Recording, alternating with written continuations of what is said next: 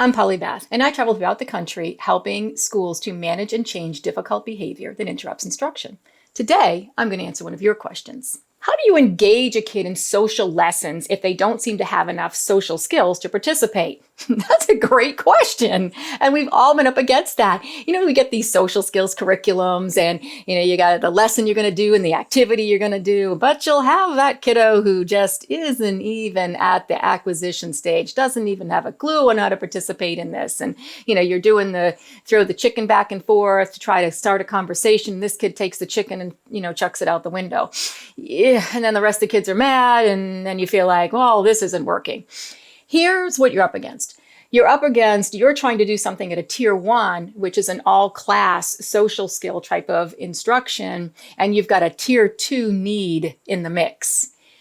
These are the kids that need to be getting the tier 2 social skill instruction, whether it be in a smaller environment. This is where my counselors come in. This is where that social skill group might come in.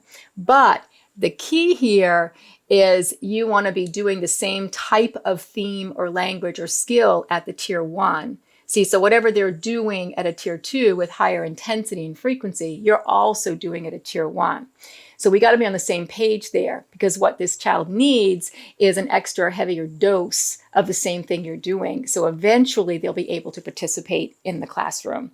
So make sure you're not sending a child out for tier 2 services and they're doing something completely different. So get on the same page. And that's going to help that child a lot in the long run. Don't forget to like, subscribe, hit the bell for notifications, watch these videos, and if you've got questions for future videos, include those in the comments below.